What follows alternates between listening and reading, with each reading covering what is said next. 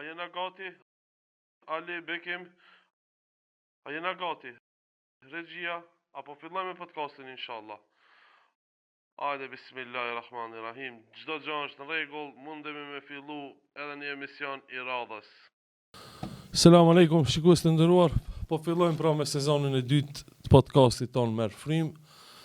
Sezoni i parë elhamdulillah u realizu me sukses, ku i realizuam më afro 70 podcaste, si kulminacion për Ramazan plus 30 emisione apo podcaste në televizionin Klan Maqedoni.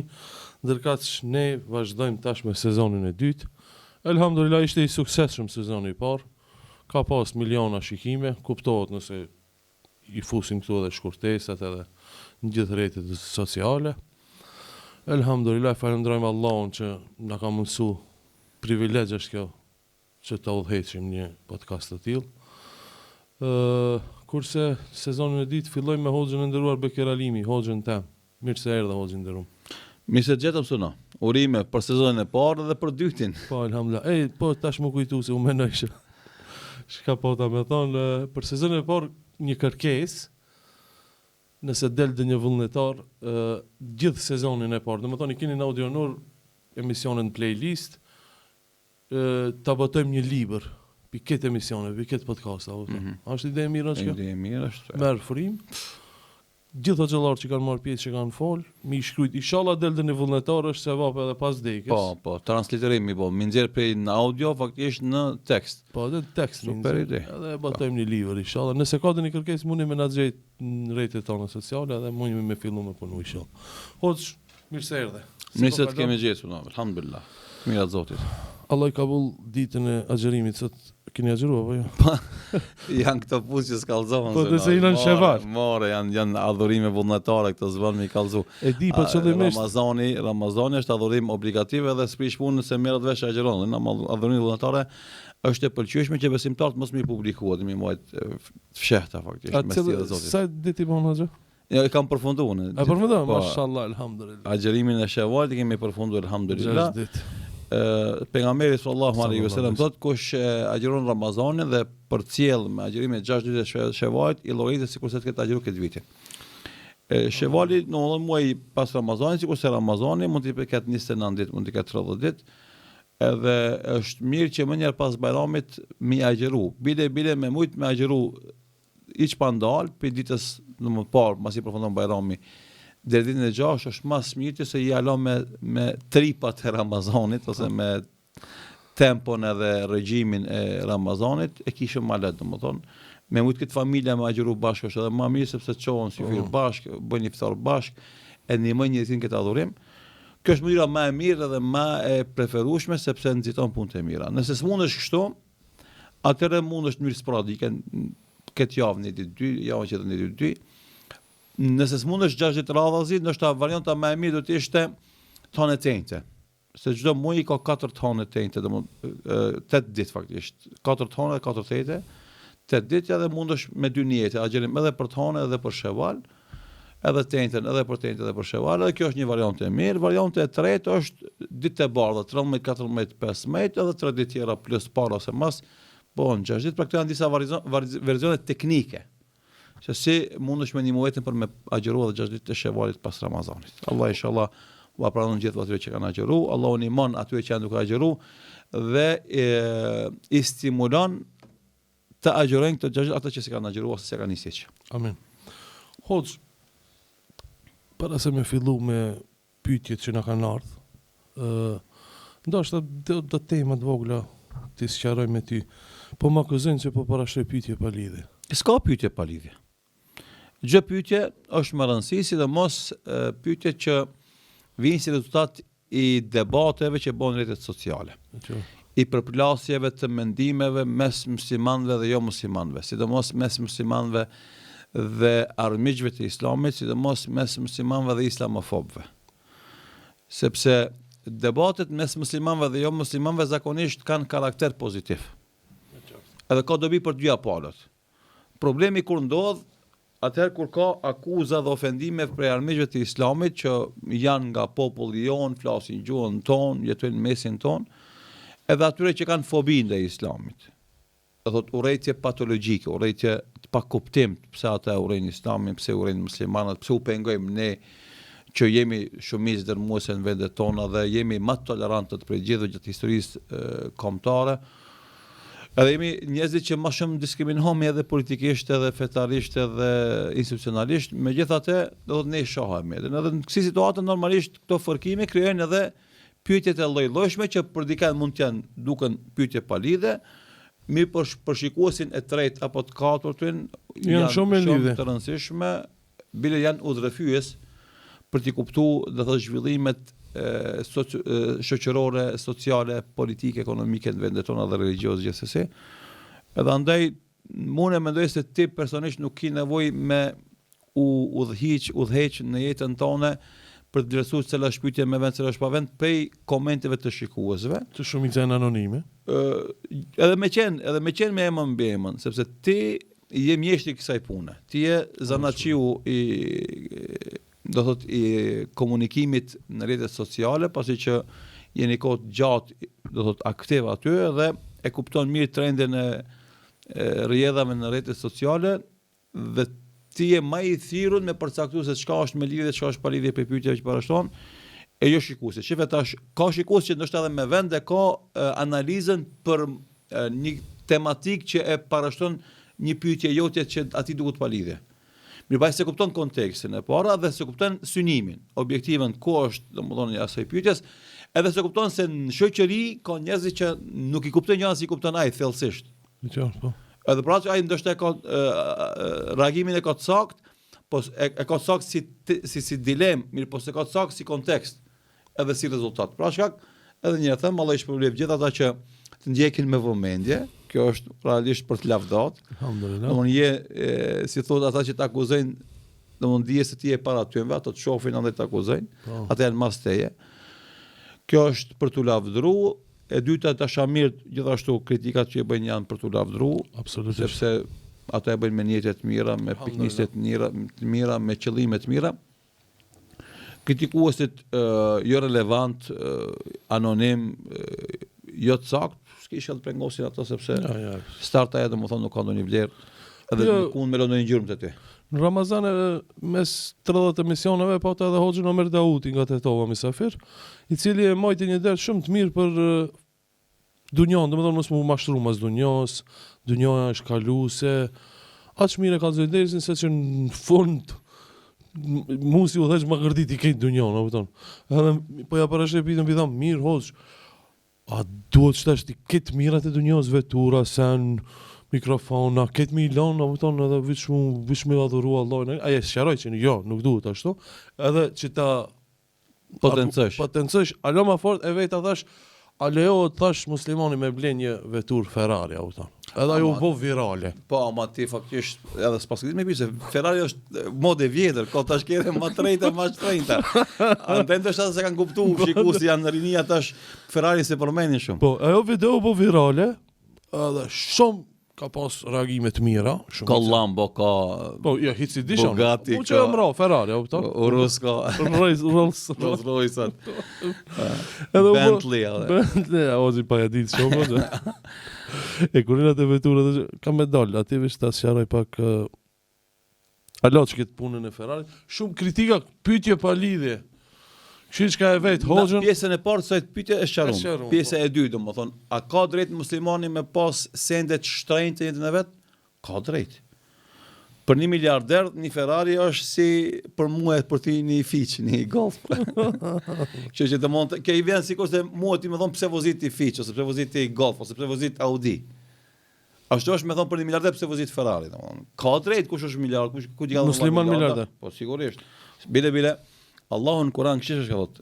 Se kur flasim na për asketizmin, tu ka një keq kuptim. Na nuk flasim për varfëni. Na flasim për pasuri e cila nuk zëvend si mbret në zemrën tonë. A e kupton këtë mesazh? Po. Flasim për pasurinë e cila nuk është mbreti jot. Për pasurinë e cila është shërbetori jot. Domthonë edhe ai Ferrari, edhe ai Lambo, edhe Bentley, edhe Rolls-Royce i shfryzon ti për me çun xhami, i shfryzon ti për me shku me vizitu një hoqë, e shfryzon ti për me shku në Qabe, e shfryzon ti për me ecë botën islame, e shfrytëzon ti për me pa Andaluzin, e shfrytëzon ti për me tregu se unë jam musliman, unë jam asket, Allah im ka dhënë pasuri, po kjo pasuri është shërbimin tem. Unë nuk i nënshtrona kësaj pasurie. Andaj pejgamberi sallallahu alaihi wasallam kur fol për pasurinë ka thonë i mallkuar qoftë robi i dinarit edhe dirhemit. Ai që domthon pasuria ka bë mbrets atij, e sondon. A përderisa ti e mbreti pasurisë, ka thonë Allahu i madhëshëm për këtë kategorinë e dytë, kul men harrama zinata Allahi allati akhraja lil ibadi wat tayyibati min ar-rizq. Thuaj kush ja ndaloi, thuaj kush ja ndaloi robëve Zotit stolit edhe bukuritë e kësaj bote. Stoli, domethënë, Kul men harrama zinata Allahi, stolitë e Zotit, stoli. Domethënë, e tash du me dalë te puna e kerrit, automobilit që e keni përmend në atë emision. Pejgamberi sallallahu alaihi wasallam ka pas kuaj dhe deve. Edhe mjetet bartëse në atë kohë janë konkuajt edhe deves. Domethënë kush ka pas kali atë për shal apo deve o koni pasën. E pejgamberi sallallahu alaihi wasallam ka pas deve edhe ka pas një deve që është quhet kasua. Edhe devja ti ka qenë devja më e shpejt në mesin e deveve tjera. Që i bie më e shtrenjta. Po si i bie sikur se sot kerrat, domthonë ka kerrat shpejta dhe kerrat ngadashme. Zakonisht kerrat e shpejta që janë përmi 300 që shkojnë janë më shtrenjta. Dëgjoni ju që akuzoni hoxhallart. Faktikisht ata nuk i kuptojnë këto fenomene, edhe për atë që reagojnë kështu, domthonë ata e kanë një paragjykim, edhe një formulim për hoxhën, hoxha me teshat palame, hoxha domethënë i pakrehun, hoxha s'ka çka me hangër dhe me pi, hoxha jeton me lëmoshat e njerëzve, edhe normalisht kësi fotografie që ata kanë ndërtuar në kokat e tyre, nuk mund ta shohin Yerhamukallah.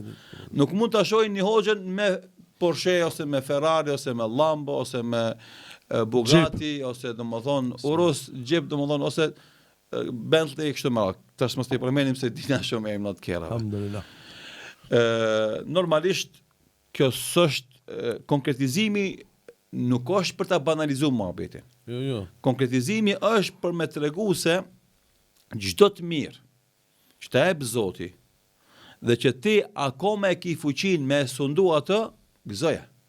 Andaj ka ardhur një sahabi te pejgamberi sallallahu alaihi wasallam, ja Rasulullah, njeriu don të vishet mirë. A është nga mendje madhësia? Ka thonë pejgamberi sallallahu alaihi wasallam, Allahu don që të shef gjurmët e dhuntive tia tek një robi i tij. Katllëket e mia. Po, për hajr. Domethënë, nëse dikush ka mundësi, për shembull, pash veshje të bukura, firmato që janë këta Shqipërisë, domethënë, ka mundësi, ja ka prodhuar dikush dhuratë, ja mundson xhepi, gjendja e ekonomike domethënë ja mundson, pse mos më vesh mirë? Allahu është i bukur e don të bukurën. Alhamdulillah. Edhe krejt këto koncepte që flasin, domethënë teshat e bukura, ushqimin e mirë, kerrin e mirë, shtëpinë e gjan, janë shenja të jetës së lumtur në këtë botë. E them përsëri e potencoj përderisa ti si besimtar i ki në shërbimin tan, nuk e vendos ti në shërbimin e tyre. Po ti kontrollon ato dhe i shfrytëzon ato. Andaj kur tha pejgamberi sallallahu alaihi wasallam, katër gjëra i japin lumturi robit në jetën e tij. Çka përmeni? E përmeni gruan e mirë e para. Normalisht kjo është dhurata më e madhe se edhe kjo është dhuratë që të jep Allahu i madhreshëm një grua të mirë, devotshme. E dyta tha meskenun wasi, shtëpi e gjan. Mo shtëpi që ki oda për mysafir. Tha merkebun murih, mjet bartës rahatshëm, komod. Vetur. Po dhe, për shembull ti, nëse do të më udhëtimi 10.000 kilometra, keri me 3.000 kubik, e 4.000 kubik, e 5.000, ta leton udhëtimin 3-4.000 kilometra, shumë më shumë se ti më shku me një kerë me 1.000-1.500 kubik.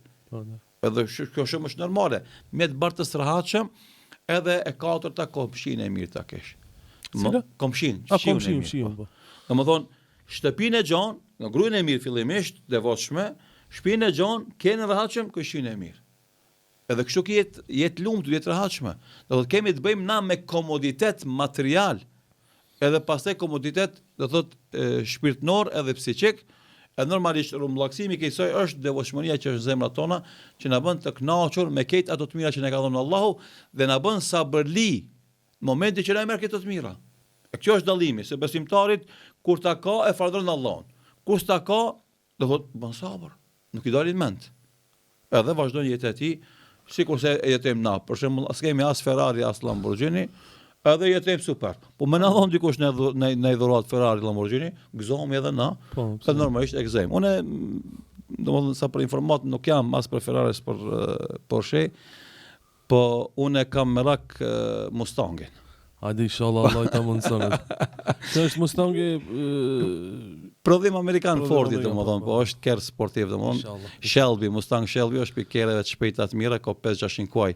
Fuqi, domethënë është kerr pak më i veçantë. Inshallah del dikush të adhuron. Abes, nëse se kena këtu, inshallah Allah na jep në hiret në xhenet, apo nëse kena. Kulina të vetura të është interesant që po përputhen muhabetet, çdo ditë u ka po virale një video, edhe pse emisioni i vjetër në ato televizionet e Kosovës, Prishtinës, që çdo ditë bëjnë tema fetare, se s'kan klikima, u thon.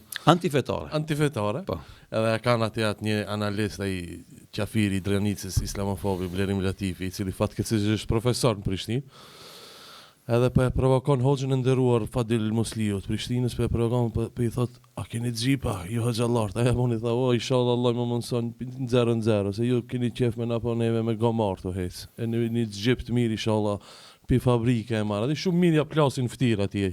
Qafirit Drenicës. Është qasje, domethënë, s'është më sikush e ka thonë. Po dhe po, unë shpreh. S'është më rëndësia as mua apostrofu emri i personave Po. të veçantë. Ne si hoxhallar domethënë qëndrojmë distancë nga emërtimi i thënësve të thënieve jo të mira, jo të sakta, jo të vërteta, sepse për neve domethënë mendojmë se s'ka nevojë më marr me emra të përveçëm. Na analizojmë fenomene. Po. Edhe analizojmë domethënë qasja dhe qëndrime. Fatkeqësia e madhe ku është, domethënë përderisa një grumull i madh i intelektualëve shqiptar, i analistave, gazetarëve, ballafaqohen tash 30 vjet tranzicion të shteteve postkomuniste në Ballkan. Qoftë Maqedoni, qoftë Shqipëri, qoftë në Kosovë, qoftë në Serbi, qoftë Malzi, qoftë në Bosnë, po flas për Ballkanin ku na e dim. Dhe gjithë na kemi informata të bollshme për mallverzime, keqpërdorime, abuzime, korrupsion, zhvatje të pasurisë publike të shumë figurave politike. Edhe fatkeqësisht kemi këto, domethënë, keqpërdorime të fondeve, të buxheteve edhe prej institucioneve intelektuale, universiteteve, bibliotekave e kështu me radhë. Një pjesë e madhe për tyre janë në procese gjyqësore, një pjesë gjithashtu është anashkalu, është e kalu, mirë po krejt i dim këto informata. Edhe vend se të bëhen temë keqpërdorimi i buxheteve tona, që na i mbushim ato buxhete me taksat tona, dhe se janë bërë më publike dhe se ka informata domethënë në për gjykata, në për prokurori, kështu me radhë, ka dosje që përpunon në për procese gjyqësore. Nëse të bëhen ato tema që ka fakte argumente, ato i ketë amnestohen edhe vijnë flasin për hoxhallarët, fatkeqësia më e madhe është se ketë hoxhallarët alo asnjë cent se marrin pi shtetit. Shteti nuk investon domethënë në asnjë figurë fetare, asnjë institucion fetar. Megjithëse institucionet fetare, xhamit, figurat fetare, klerikët, hoxhallarët domethënë, janë kontribues më të mëdhenj për zhvillimin e shëndetit mental dhe psiqik në vendet tona dhe janë figurat kryesore për të përhap humanizmin, për të përhap mirëkuptimin, tolerancën, bashkëjetesën dhe kontribues më të mëdhenj për ta mbrojtur shoqërinë tonë nga fragmentarizimet ekstreme, nga ndarjet e familjeve, nga prishjet e familjeve burgru, nga prishjet e familjeve prindër-fëmijë, janë kontribues shumë të mëdhenj në amortizimin e këtyre problemeve shoqërore. Secili hoxh në xhamin e tij, në xhamatin e tij dhe me rrethin e tij, domthonë kontribuojnë jashtëzakonisht në shumë forma. Janë domethënë këshilltar psikiatrik, janë domethënë njerëz që merren me trajtimin e smundjeve të rënda faktikisht fatale për njerëzit duke u ndihmuar ekonomikisht, për miquna për spitale, për miqu jashtë, janë këshilltar social tek burri dhe gruaja, janë këshilltar social tek prindi dhe fëmia. Do thotë gjithashtu në aspektin ideologjik luajnë një rol të jashtëzakonshëm në kultivimin e tolerancës, mirëkuptimit, bashkëjetesës e kështu me radhë, edhe askush i pagun pi shtit ato. Megjithëse ato xhallar dhe xhamat tyre janë taksapagues. Edhe realisht, nëse flasim me këtë gjuhën e këtyre njerëzve, ne themi jo që ata të kenë kera dhe t'u jep xhamati, por rrogat majme edhe kera do t'u jep shteti. Faktikisht, kiç ka i akuzon ozë blerimi i cili thekë hoxhës Fadil, apo keni xhipa di me nënçmim, ty duhet me të pita ky xhipe se ti merr parë pi shtetit në fakultet. Po, realisht taksa paguese, ti merr parë, hoxha nuk merr parë. Buxheti i shtetit, i cili buxhet derdhet edhe në Universitetin Shtetënor të Prishtinës, në universitete tjera shtetënore, dhe do thot ata që marrin parë nga buxhetit, ata kanë përgjegjësi për të dhënë do thot sqarim për harxhimet e veta. Kurse njerëzit që furnizohen nga buxhete private, nuk kanë obligim domethënë për më dhon kërkujt përgjigje se si ai e harxhon rrogën e vet, pagën e vet, dhuratën e vet. Allahu va mundsoft xhallarëve këtë kanë xhipe e kere më të mirë ndaj apel këtë xhamatit musliman Kosovë, Shqipëri, diaspor. Bleuni xhallarëve këtë kanë një vetur të mirë, vetëm këto islamofobat që plasin kur i shohin xhallarët me xhipa, në të plasin anë më shumë. Para se me kalun këtë fazën e inatit edhe provokimit, do na kemi një regulator tjetër. Secili le të merr nga buxheti i shtetit dhe nga kontributi i shoqërisë, aq sa kontribon për këtë shoqëri. Ne themi për shembull, nëse një dëshmor i kombit meriton me pas pensionin më të mirë, nëse invalid i luftës meriton me pas pensionin më të mirë, nëse një veteran i luftës meriton me pas pensionin më të mirë, themi na secili pastaj që kontribon në zhvillimin e shoqërisë, në harmoninë brenda shoqërisë, në krijimin e klimës të vëllazërisë, mirëkuptimit, dashurisë, bashkëjetesës, edhe ata meritojnë me pas domethënë kujdesin më të madh nga shoqëritë tona. Edhe nga buxheti shtetënor, po edhe nga shoqëria jonë. Edhe kjo kështu ndodh realisht, për shembull, kur një familje është buzë gremines për të shkatru, buri me gruan kanë mosmarrveshje, prind me fëmijët kanë mosmarrveshje dhe vjen një hoxh, kalon një natë, 2 natë, 3 natë, gjithë natën duke i këshilluar ata, duke i udhëzuar ata, duke i ndihmuar që ata mos vinë deri te vendimet fatale. Ai njeri nesër kur e rikuperon familjen e tij edhe rikthen harmoninë në familjen e tij, ai nuk vet sa kushton një dhuratë për atë hoxh, sepse ja ka mbrojt familjen. Edhe ai nuk e kursen pas asnjë dinar për t'ia dhënë atij hoxhës. Edhe kësi raste kemi na plot. Çdo ditë, domthonë, gjitha vendet ku kemi hoxhallar aktiv në aspektin social, sidomos në aspektin e pajtimit familjeve brenda për brenda dhe familje me familje, ti për shembull sa hakmarrje i kanë pengu hoxhallar duke intervenuar për t'i pajtu. Ka ndodhur një vrasje me qëllim ose pa qëllim, kanë ndërhyj hoxhallar dhe i kanë pajtu. Për shembull, na këtu në Maqedoni kena hoxhën Ferit Selimin, veteran i pajtimeve, i cili vazhdimisht nuk nalet duke u marrë me problemet ndryshme shoqërisë tonë për ndal vllavrasjen, edhe tunej me orë të tëra deri në 2-3 natës pa gjumë, saqë domon nga presioni i madh do thotë kishte edhe sulm para një viti e gjysëm. E hoxhën Fatmir Latife për shembull në Kosovë, e hoxhallar gjithçka domon kanë kontributin e vet në këtë aspekt. Sa vllavrasje i kanë dalë ata. Ai familje për shembull që ka shpëtuar nga një katrahur e tillë, nga një varg i vrasjeve të ndërsjellta për shkak të një vrasjes me qëllim ose pa qëllim në fillim, ato janë gatshëm çdo se mi dhon hoxhës. Një xhip, më shumë bile. Domthon pra çka disha më thon para se me ardh muhabeti, jepja xhipin për natit atij. Po jo se këto se kuptojnë këtë gjuhën të bukur tënde që e thove. Rrogat, kujdesin, asistencën, domthon pozicionin duhet më dhon shoqëria, do thotë start si shpërblim për angazhimin vetë mohues që kanë ata sa ai nuk vjen me një ditë natës për një pagas, për një rrogë. Kur kush nuk e prish radhën lokon domethënë. Po ai vjen thjesht se e don Zotin e para, pastaj e don popullin e vet me qenë rahat. Mos e pas shqetësime dhe probleme e me mbet të mbyllur apo shtëpitë e veta e pastaj me breng se kur ka me vrodi kanadin. Edhe për këtë arsye tham unë, qasja është e pasër islamofobe në këtë analizë, është me paragjykime prapavi, është e ullë gjithsesi, po na i themi atyre që kanë mlef ndaj islamit dhe muslimanëve, do thotë nas kemi shërim për mlefin që kanë ata. E mlefi që ata e akumulojnë ndaj islamit nuk na bën dam nevi, bën dam atij. Absolutisht. Ne vazhdojmë me xhipa me. Ai ka dy zgjidhje, ose do e shëron zemrën e tij nga ky mlef e do e kupton realitetin, ose do vazhdon të shtohet mlefi i cili mlef ka me ngulfat atë pastaj. Na s'kemi çka bëjmë aty. E hoxhallar kanë me vazhdu me xhipa, kështu që apo hoxhallar kanë me vazhdu me shërbyke shoqëri. E shoqëria në momentin që vetëdijsohet ka me shpërbly secilin për meritat e veta. Edhe islamofobët, edhe anti-islamistat, edhe armiqtë e kombit, edhe armiqtë domethënë e vatanit, edhe ata që e vjedhin shtetin, edhe ata kanë ndeshku populli. Kam i shpërblyt mirë, kam i ndeshku të këshet. Sot nesër na mujnë me bo kamuflazh, mujnë me bo maska, mirë po ato shumë shpejt qiren, shumë shpejt do thot zbulohen fytyrat e vërteta, edhe secili e meriton, e merr atë që e meriton. Kjo është drejtësia e Zotit, drejtësia absolute e Zotit. Në këtë botë, secili e merr atë që e meriton. I miri e merr lavdin për çdo punë të mirë që ka bën, edhe nëse jo besimtar, i të keqi e merr sharjen, ofendimin, kushdo qoftë ai njeri. Sepse Allah është i drejtë edhe secili jep sipas meritës që ka.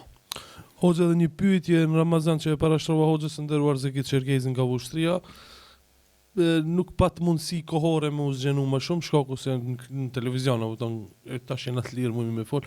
E pyeta, a na shohin prindërit tanë të vdekur neve të gjallëve, ose a na dëgjojnë, ose a e din gjendjen tonë që shemi?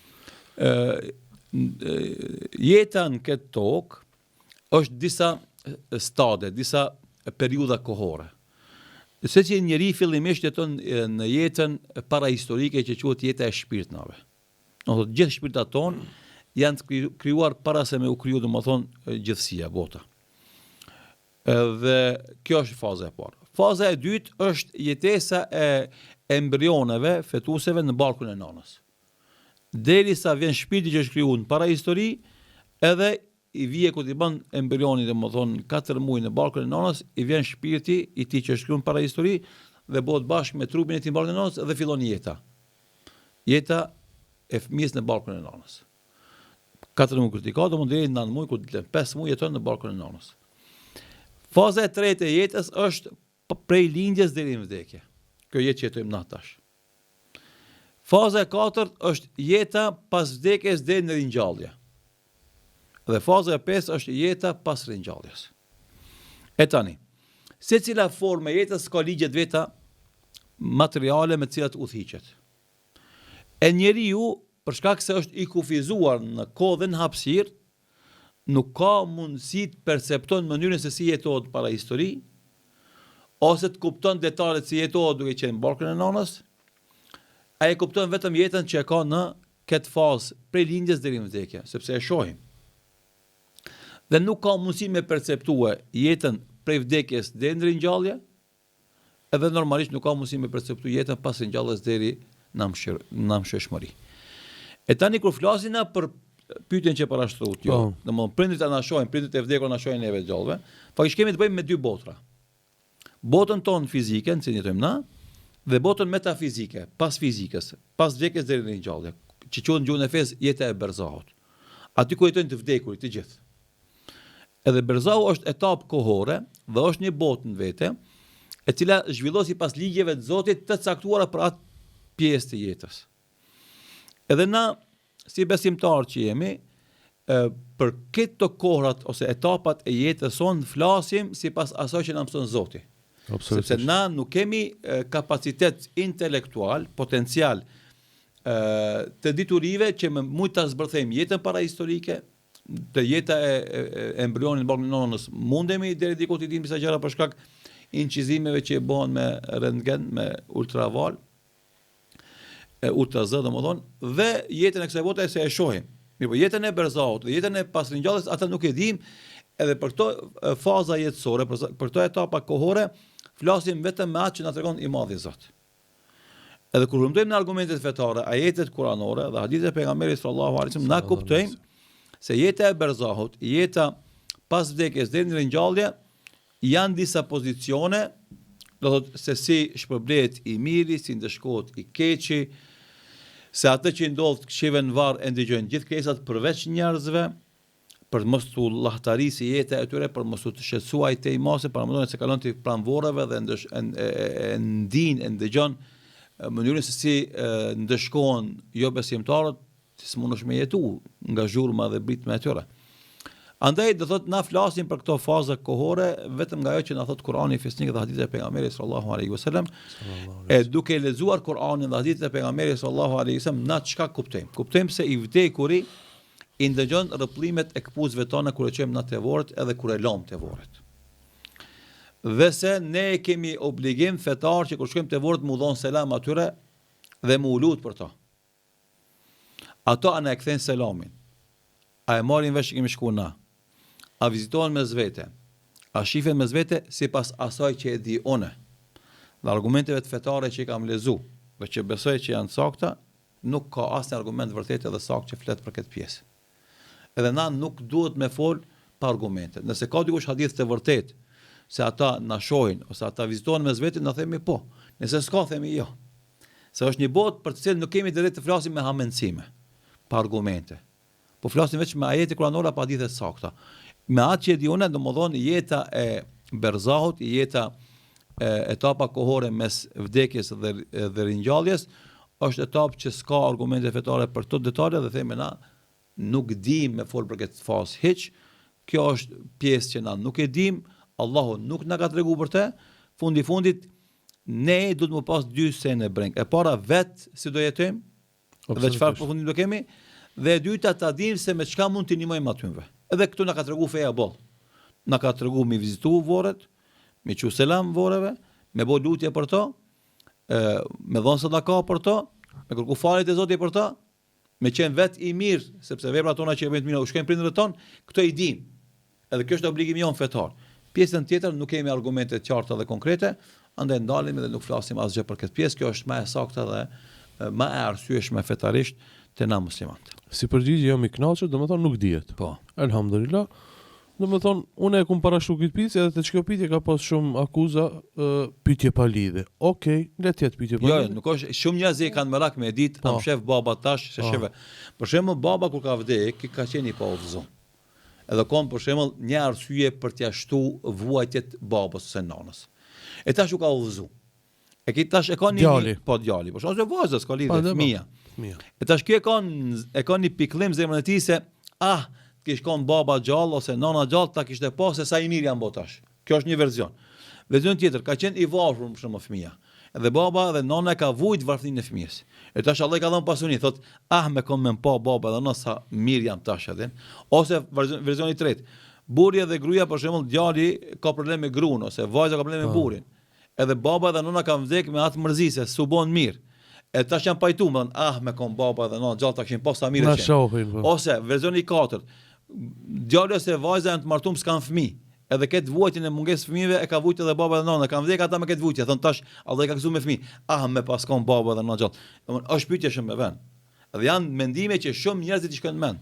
Ama pse neve i kemi këto mërzia, kemi këto shqetësime, kemi këto pikëllime, kjo s'na lejon neve me fol për fen Allahut, për jetën e berzahut, sipas hamendjes tonë ose më apo çefin xhamatit. Unë vetë po flas. Unë nuk di kush ka argumente për xhallarëve, le të fol me argumente të vërteta. Edhe ne pranojmë argumentin e vërtetë. Ama unë deri tash sa kam lexuar, nuk kam gjetë argument të vërtetë dhe saktë që flet se domthon ka diçka konkrete në lidhje me këtë pjesë të pyetjes që është parashtruar. Te komentet islamofobe, fyrje, sharje të mëdha të rana ndaj xhallarëve, ndaj gjithë neve që dalim video në YouTube, Facebook, TikTok, Instagram e tjerë. E më shkoj menja, pse mirën këto me neve? Pse nuk e bëjnë këshire sa mirë shtash me gisht? Fësht, apo se pëlqen feja në islame? Apo se pëlqen hoxhën? Apo duket hoxha me mekër taliban i keq? Pse rrin video tonë? Pse nuk ja bën kështu? Psht, free Gaza, free Palestine. Për shembull, mu s'm pëlqen golfi. Sporti i golfit. Edhe le që s'm pëlqen pas rregullat e lojës nuk ja di as hiç, ama unë kur nuk hi për shembull në YouTube me e shoh golfin. Jo, shumë sport i keq. Kto pse na shohin, pse mirë? Këtë fenomen që e përmende, e kam vërit edhe unë fatkeqësisht në rrjetet sociale, domethënë ka një pjesë të madhe të ofendimeve të palogjikshme. E para, nëse ti spajtohesh me një qasje, me një fe, me një pjesë të komunitetit shqiptar që kanë një fe të caktuar, për shembull, këtë rast islami dhe musliman shqiptar, nuk pëlqejnë. Mos u merrve me to. Injoroj ata. Bllokoj ata. Bojkotoj ata. Jeto qetë, rahat. Pse ke nevojë ti me shqetësu veten me zhvillimet e atij komunitetit brenda kombit shqiptar?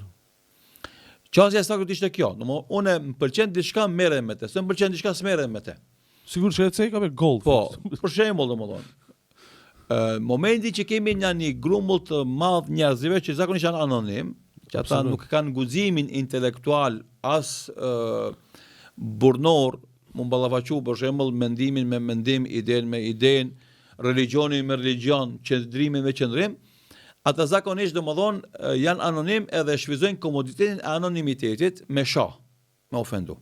Po kjo realisht nuk e dëmton idenë edhe mendimin, edhe qasjen, edhe programin, edhe angazhimin, edhe figurën, edhe hoxhën, edhe udhëhecin e emisionit. Nuk i denigron ata, denigron ty. Se çdo njeri normal që i jepet mundësia për shembull me pa një emision, sikurse emisioni jon. Edhe një koment ofendues, sharrës, nënçmues, përbuzës që jep një komentues anonim. Ai mundet mos më pëlqej, mos më pajtu me këtë që themi na. Ama asnjë s'ka mundësi me thonë që ka shaka ofendu ka bo mirë. Po da. Tham jo besimtar, jo musliman. Se logjika e rëndomt e zakonshme domethënë thotë që kur ti spajtohesh me një mendim, demantoje me argument. Ose nëse s'ke argumente, hesht. Momenti që ti përdor sharje dhe ofendime, kjo tregon se ti s'ke argument, dhe vetmin argument që e përdor është ofendimi dhe sharja, dhe kjo tregon pozitën e ulët tënde morale që ki, dhe më automatikisht ti domethënë përjashtohesh nga serioziteti. Edhe nuk merresh seriozisht. Çështja e tretë që jep si mesazh ky fenomen, do thotë atyre nuk kanë fuqi intelektuale me demantu. Po. Pasioni e epshit tyre ose indoktrinimi tyre ideologjik, bota e mbyllur e tyre intelektuale nuk pajtohet me zhvillimin e suksesshëm dhe shëndetësor të islamit tek na. Do thot ai ka dy probleme, dhe këto janë dy shtresë. Shtresë e parë janë ignorantët, shtresë e dytë janë agjentët. Ignorantët normalisht sepse ai ka qef epshin, pasionin, edhe çdo sa që aprish qefin edhe pasionin e kundërshton. Ama s'ka argumente me demantu me fakte e shon. Tjetra janë agjentët. Agjentët të cilët punojnë për agenda islamofobe, anti-islame, dhe ata mundojnë njerëzit të largojnë nga islami, të largojnë nga moraleja, të largojnë nga adletarizmi, nga kombëtarja, dhe të bëjnë njerëzit domethënë si është për qëllimeve të neoliberalizmit, njerëzit që vetëm qëllim jetë kanë me shfrenu epshin e tyre. Mi përmbush nevojat epsharakët e tyre. Normalisht të janë agenda në cilët investohet shumë. Dhe kërkot rezultat. Shoqata, organizata, buxhete, domethënë për krahje, për shteteve, për ambasadave. Dhe normalisht kur dikush investon në një projekt, ai lyp rezultate. Edhe investon 1 vjet, 5 vjet, 10 vjet, 15 vjet, 20 vjet, edhe këta investim marramendës në resurse financiare dhe resurse njerëzore, fund vjen rezultati se numri i frekuentuesve të xhamive po rritet. Xhamia në Prishtinë full në rrugë. Numri i vajzave me shami po rritet. Numri i njerëzve që i kthehen besimit po rritet. Numri i njerëzve që kanë objektiva të vlerave fetare në zhvillimet shoqërore po rritet. Dhe tash ata donatorët, sponsorët, financierët i thënë këtyve agjentëve vet, çka jeni të bëjnë ju? Ku janë rezultatet e juve? Na po japim pare, po bëjmë trajnime, po bëjmë projekte, po jeni të shpërndarë në shoqëri, ama rezultatet s'pa ka, ata s'kan fondet tuja, s'kan buxhetet tuja, numri tyre po shtohet. E tash çka po ndodh? Ju ose nuk jeni të bindur në këto agjendat tona, e jeni të na mashtru neve, edhe jeni të bashkëpunu me ata kundra neve, domethënë faktikisht jeni agjentë e tyre te na, jo agjentë tonë te ata, ose e jeni të abuzu me buxhetet që na vajapim juve. Edhe këtu ka shumë hapësirë, domethënë se janë pyetje qindra miliona. Tani kur kryetari i ri i Amerikës e msheli USAID-in, domethënë dolën me qindra miliona buxhete që janë harxhuar nëpërmes USAID-it, Shqipëri, Kosovë e Maqedoni. Po mos flasim plus për Sorosin. Si organizat e shoqërisë hapur. Do janë pyetje domethënë miliarda faktikisht. E tash normalisht çdo kush që jep aq parë, lip rezultate dhe lip përgjegjësi, thotë ku shkon këto parë tona? A i keni përdorur për ato projekte apo i keni zhvat? Normalisht neve si qytetarë të thjeshtë, ne nuk na intereson kjo pjesa e raportit financiar mes punëtorëve dhe donatorëve të vetë, sepse ajo është përgjegjësia e tyre, ama diçka nuk është në rregull në këtë situatë. Edhe për këto arsye pastaj të bëhen agresiv, edhe fillojnë mbese me zbatu projektet e tyre dhe me arrit qëllimet e tyre, ata fillojnë me na shoh neve muslimanëve dhe xhallarët, edhe aktivistat, edhe davexhit na këtë punë e di moti. Se çdo herë kur dikush do niset me e thirr njerëzimin për ke Zoti, me largu nga idhujtaria, nga mosbesimi, nga mendje mallësia, nga arroganca, nga hedonizmi, nga nihilizmi, nga dhënia pas epsheve, nga dhurimin e pareve, nga dhurimin e bukurisë, nga dhurimin e jetës materiale, do të ketë shumë njerëz që kanë me na kundërshtu.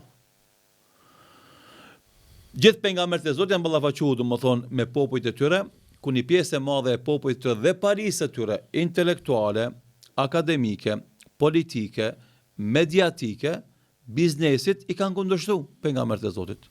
Edhe kanë nis fushat kundër tyre dhe kanë tentuar t'i vrasin dhe disa i kanë mbytë i kanë vrarë pejgamberët e Zotit.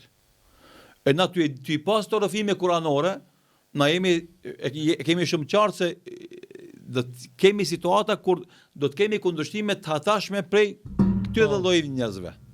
Edhe na s'e kemi na problem. Kjo rrugë nuk është me lule. Po, andaj kemi na hadithet e pejgamberit sallallahu alaihi që na tregojnë se do të vjen ditë në llogarisë pejgamber me një grumbull njerëzish. Do të vjen pejgamber me 3-4 njerëz. Do të vjen pejgamber me asnjë njeri. Do të na kemi parasysh se ballafaqimi me masën nuk do të thonë patjetër për me dhënë rezultate. Bile na çka është më interesant, na jemi duke u mahnit se me gjithë mundin e vogël që e japim, kontributin e vogël që e japim, sakrificin e vogël, bereqeti është shumë i madh. Do thotë nevoja e njerëzve për të kthyer te Zoti është shumë më e madhe se kapacitetet tona. Bile na jemi dëshmitar se një numër i madh i djemve dhe vajzave vinë në xhami, vinë për të mësuar fen, jo se janë diku prej nesh. Po tu e po zullumin e zullumqarëve kundër Islamit dhe muslimanëve, bile tu e po këtë mllëfin e islamofobëve në rrjetet sociale, në për emisione televizive, ata i kanë provoku këta njerëzit e thjesht që më ardhë me po kush është Elvis Naçi, kush është Halil Kastrati, kush është Ahmet Kalaja, kush është Shefqet Krasniqi, kush është Ekrem Avdiju, kush është Fatmir Latifi, kush është Ferit Selimi, kush është Dr. Metush Mehmeti, kush është Muharrem Ismaili, kush është plot. Unë tash i përmeni disa emra, në më dhëmë veç për ilustrim. Ata të shembull kur i shohin këta figura që vazhdimisht në për emisione ndryshme, lijat e tyre, veç mjalë del nga goja e tyre. Veç ambërsina japin, veç këshillat mira, asnjë urrejtje, asnjë mlef, asnjë sharje.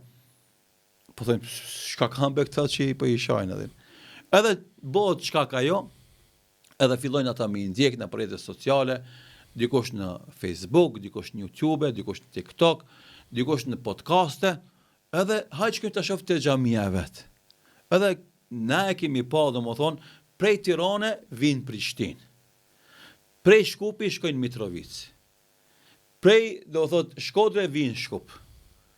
Edhe janë këto endje të besimtarve që kanë ëndje, kanë merak të shohin xhallarët. Dikush vjen Shkup për t'i pa xhallarët e Shkupit, dikush shkon në Prishtinë për t'i pa xhallarët e Prishtinës, dikush shkon në Mitrovic për t'i pa xhallarët e Mitrovicës, dikush shkon në Pejë për t'i pa xhallarët e Pejës, dikush shkon në Shkodër, dikush shkon në Tiranë, dikush shkon në Elbasan, dikush shkon domethënë në Vlorë, në Pogradec, në Korçë, në Strugë, në Dibër, sepse elhamdulillah këto qytete edhe shumë tjera që si përmenda, tani nuk ka qytet të madh toka shqiptare, e në të cilin qytet nuk ka hoxh njofshëm, me dignitet, me kontribut, me angazhim, do thotë që e ka dëshmu intelektualitetin e tij edhe ka qenë kontribues për mirëqenien dhe zhvillimin e jetës fetare dhe shoqërore në ato vende.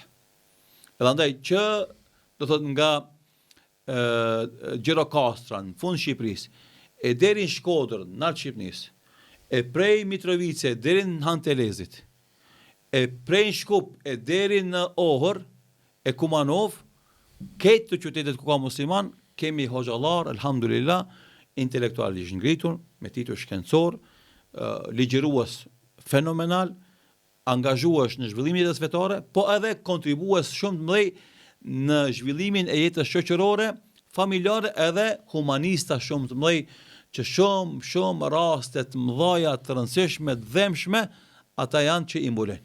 Elhamdulillah, andaj do thot këtë kjo që ndodh të ofendime, i tregojnë këto elemente që përmendëm, edhe një sen du ta them, xhallarët edhe aktivistat nuk duhet mërziten nga këto ofendime, nga këto sharje, se janë shumë banale, e kam parasysh, fatmirësisht janë do filtera aty, domethënë për me aprovu komente, mos me aprovu, e kushërin të filterat pak irritohet më shumë edhe ndihet të ofendu më shumë, ama na tjerë që jemi të filterat i shohim veç ato që lirohen mu postu, normalisht ndjem më pak këtë mërzi dhe këtë pikëllim, por i themi na, siç ka thënë pejgamberi sallallahu alaihi wasallam, çdo sharje dhe ofendim që bëhet padrejtisht një muslimanit, ajo është ngritje për te tek Allahu dhul xhelal. Ditën e gjykimit. Andaj na do bëjmë sabër, do vazhdojmë udhën ton, kundërshtime do ketë, sabotime do ketë, komplote do ketë, tradhti do ketë, por na duhet me vazhdu udhën ton në rrugën e Zotit. Andaj pejgamberi sallallahu alaihi wasallam edhe këtë gjoneve, hoxhallarëve, davetxhive, trimave, luftarëve për kauza të drejta na i ka tregu. Ka thënë Muhamedi sallallahu alaihi wasallam do të vazhdon një grup nga ummeti im i kapur për të vërtetën, i cili thret për të vërtetën, e mbron të vërtetën, e përhap të vërtetën. Dhe këtë grup nuk e dëmton, shife? As ai që e kundërshton, e as ai që e tradhton. Kështu që unë edhe ti edhe gjithë na që punojmë për kauzën e Islamit dhe jemi adhëtar dhe punojmë për kauzat tona kombëtare në vendet tona, nuk duhet me na mërzit as ai që na kundërshton, as ai që na tradhton, sepse janë këto fenomene normale. Mund duhet me kon të vetëdijshëm se në udhtimin ton të gjatë për të ngritë kauzën e Islamit dhe për të shërbyer adheun ton dhe kauzat tona kombëtare, kena më ballafaqu edhe me kundërshtar edhe me tradhtar. Dyat janë dhëmshme. Po. Mirë po, kjo asnjëherë nuk duhet me na humb vullnetin e lanin për me e ndal angazhimin ton në shërbimin e Islamit dhe adheut ton. Elhamdulillah. Atëherë pjesë e ditë vazhdojmë me disa pyetje që na kanë ardhur në Instagram, në story atje. Pyetja e parë thotë kështu: si mund ta forcojmë lidhjen tonë me Zotin në jetën e përditshme? Allahu i madhreshëm, i gjithdijshmi, i cili ka caktuar si qëllim final njeriu adhurimin e tij, nuk e kalon pas sqarime dhe udhëzime se si ai të ndërton lidhje të vazhdueshme me të. E para është besimi në Zot, në ekzistimin e Zotit dhe në domosdoshmërinë e përkuljes dhe në nshrimit karshiti, sepse thash je besimtar, nuk do me thonë të besosh vetëm që ekziston Zoti, se kjo është besimi i mangët. Se kësi besimi kanë këtë njerëzit. Am për qenë besimtar musliman, dush me pas e para, nivelin e parë, besimin se Zoti ekziston dhe se është krijuesi i gjithë shkafit. E dyta, dush besosh se Zoti është absolut në emrat dhe vetitë e tija dhe cilësitë e tija.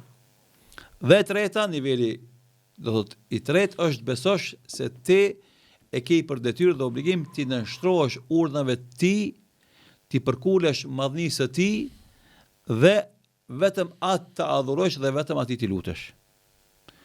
E tani duke pas parasysh se besimi është në këto nivele, atëherë kalojmë tek një pjesë e detyrave praktike konkrete ditore që i ki.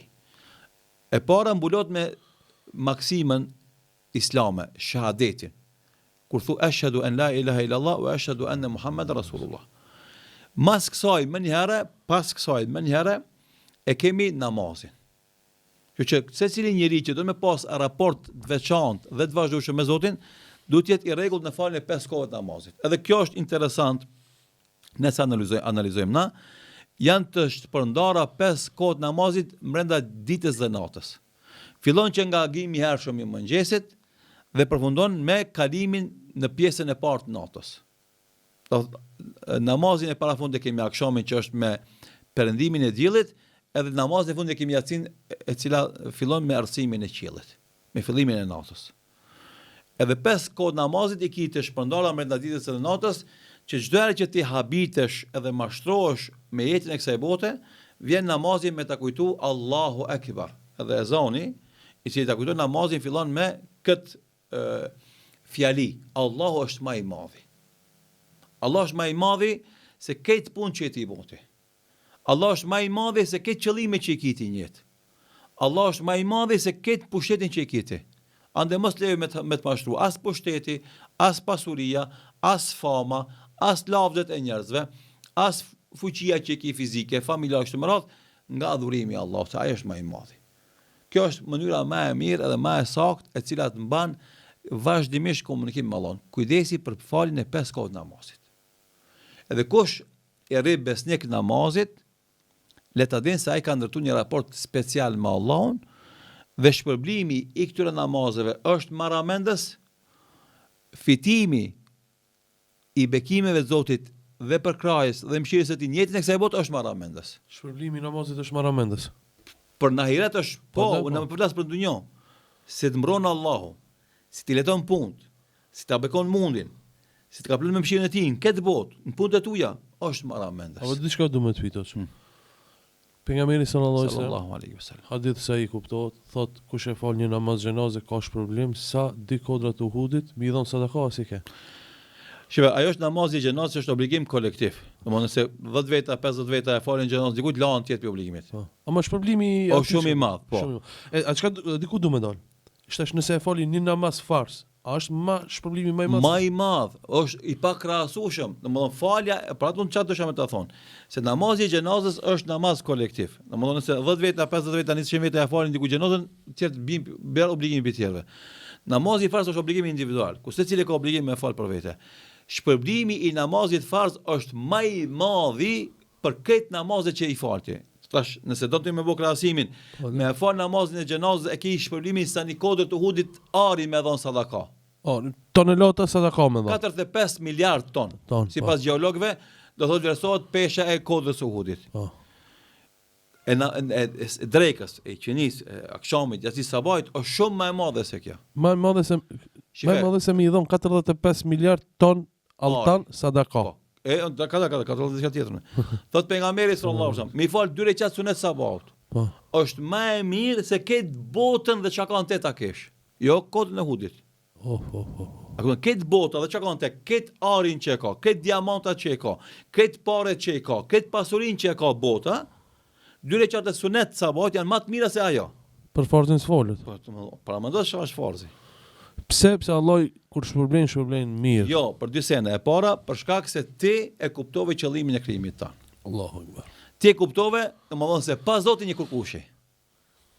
E kur të arish me kuptu këtë fakt dhe ti e detyron egon tone, ti për ulet madhnisë së ti, atëherë Allahu pagon pa kufi.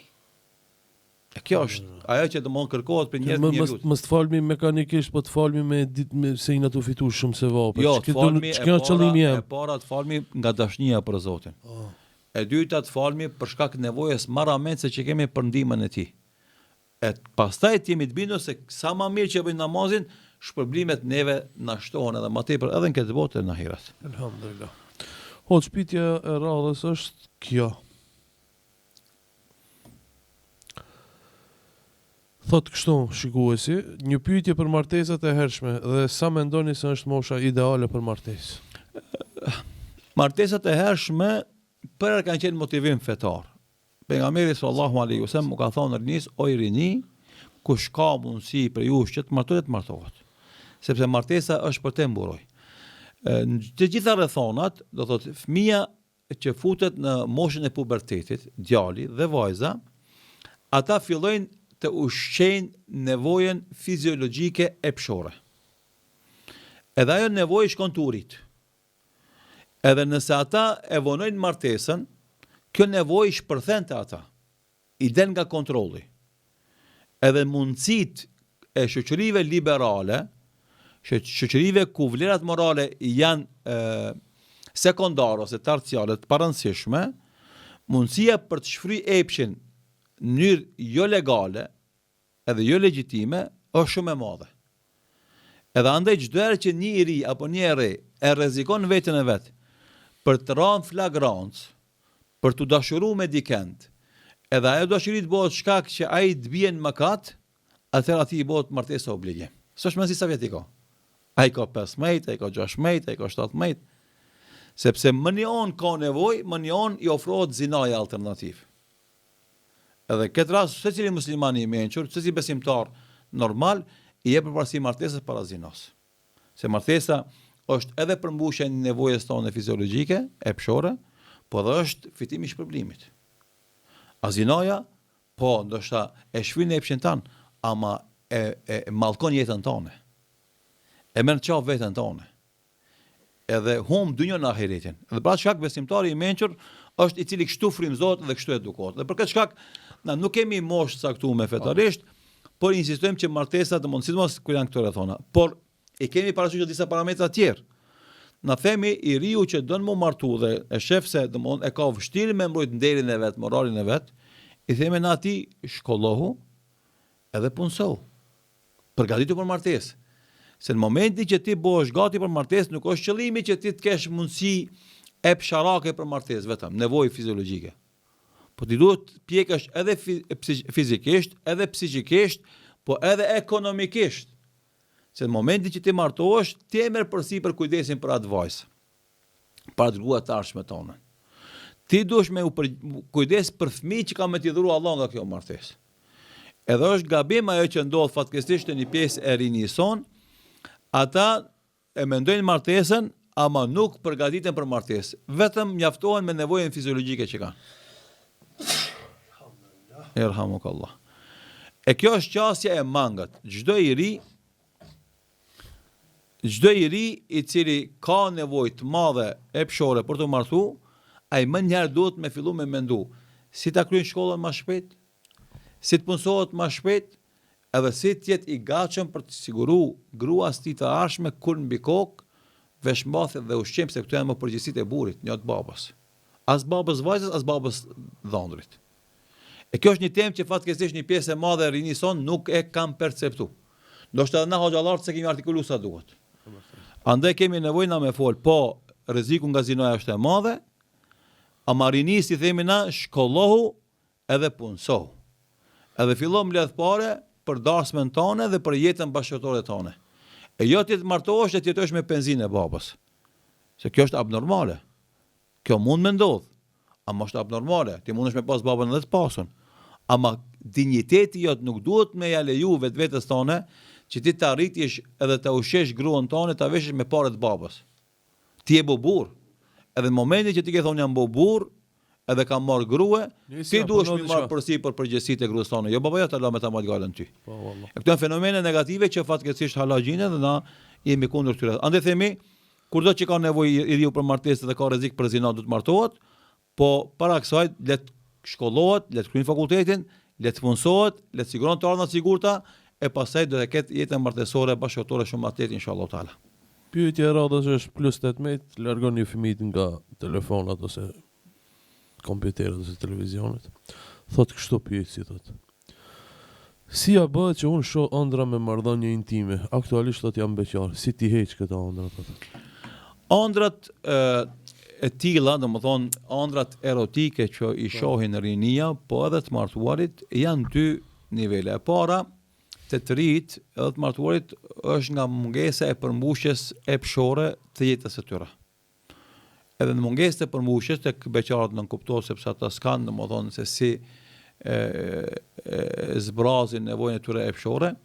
Të martuarit ndoshta domethënë për shkak angazhimeve të ndryshme të punës e kështu udhëtimeve edhe nuk kanë nevojë, nuk kanë mundësi ndoshta të përmbushin nevojat e tyre e pshore. Për këtë arsye ka mundësi domethënë ajo nevojë e jotja ditore me të shfaq në ëndër.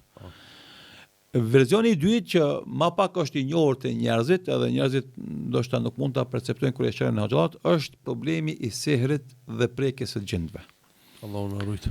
Kjo është një temë që një pjesë e madhe e njerëzve nuk e dinë, derisa nuk sprovojnë, kur sprovojnë pastaj bindën dhe kuptojnë mirë.